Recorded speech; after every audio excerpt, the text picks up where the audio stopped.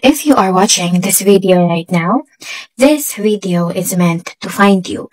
So kung ikaw ay isa sa mga taong mahilig sa mga horoscope, make sure na tapusin ang video na ito dahil paniguradong magugustuhan mo ang malalaman mo because this is your October 2025 reading for all water signs. So, sino ba yung mga water signs? Sila yung mga Cancer, Scorpio, and Pisces. So, sila yung mga sentimental na tao, na mga creative, sila yung mga tipo ng taong pwedeng maging artista, sila yung mga magaling mag-drawing, magaling mag-painting, imaginative sila at mababait. So, they are empathetic.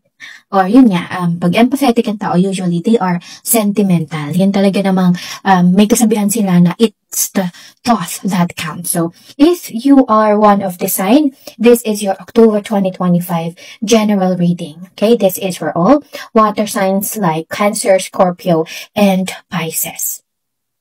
So sabi dito kapatid ay, in terms of finances ay napakadami mong kikitain ngayong buwan ng Oktubre. Speaking of October, ayan o, puro October ang lumalabas dyan sa iyong cards, no? At sabi dito kapatid ay, ikaw ay masyadong magiging busy ngayong buwan ng Oktubre. Napakadami mo kapatid na kikitain na pera ngayong buwan ng October at kasabayan ng pera na iyon ay marami ka ring pagdadaanan na challenges, hassle. So, sabi dito, you just need to be optimistic and kailangan ay gamitin mo yung instinct mo kapag may hindi ka maipaliwanag. Alam mo yung nararamdaman mo, parang feeling off na there's something, parang may mali, pero hindi mo ma-explain. So, wag na wag kang tutuloy, okay? Doon sa pinaplano mo, wag na wag mong gagawin yung plano na yon.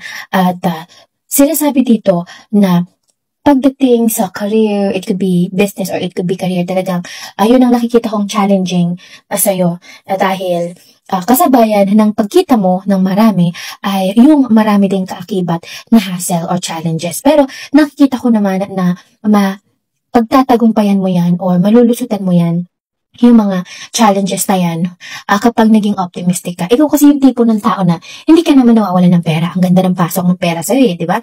Ang dami mong kinikita na pera. Pero wala kang napapansin, hindi ka nawawalan ng problema. Hindi pong hindi matatapos yung buwan ng October or yung mga nakaraang buwan or hindi natatapos yung isang buwan hindi ka nawawalan ng problema. Ang tawag dyan kapatid ay life blockages. So ikot-ikot lang yan. Habang buhay mong mararanasan yan unless tanggalin mo yan. Paano matanggal itong blockages na ito, no? So, ang kailangan mo ay energy cleansing, energy healing, at kung nakaka-relate ka sa video na ito, make sure na mag-join ka sa aking live 8 p.m.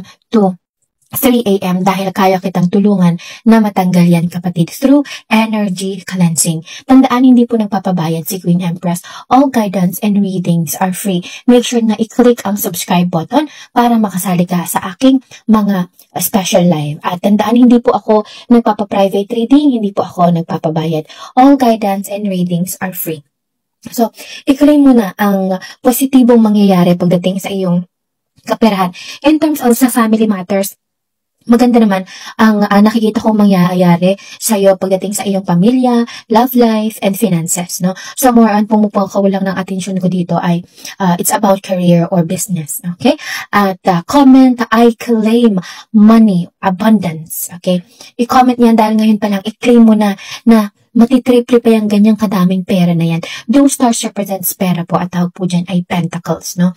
So, I claim money abundance. Ngayon pa lang, i-comment mo na yan. Make sure na i-save ang video na ito dahil alam ko na babalikan mo ito. At ang iyong lucky number for today ay number 10. Okay? I mean, your lucky number for the month of October is a number 10. Tingnan niyo mga kapatid, puro 10 yung lumalabas na card sa kanya. And make sure to share this video dahil bukod sa'yo, malay mo, diba? May mga ibang tao pa na dapat ma-reach or makaalam ng video na ito. And comment, I claim positive energy for this reading. And have a blessed day mga kapatid. Tandaan na ang pinakamalakas na sandata sa anumang pagsubok ay ang ating panalangin. Kaya naman, always pray every day po. And again, have a blessed day. Make sure to click the super fan button or star button para ikaw ay maging enchanters dahil tinuturuan ko lahat ng aking mga enchanters na mga tutorial pampaswerte na mga sub-only videos ko lamang ang nakakapanood or mga subscribers and enchanters or super fans ko lamang ang nakakapanood. Stay blessed!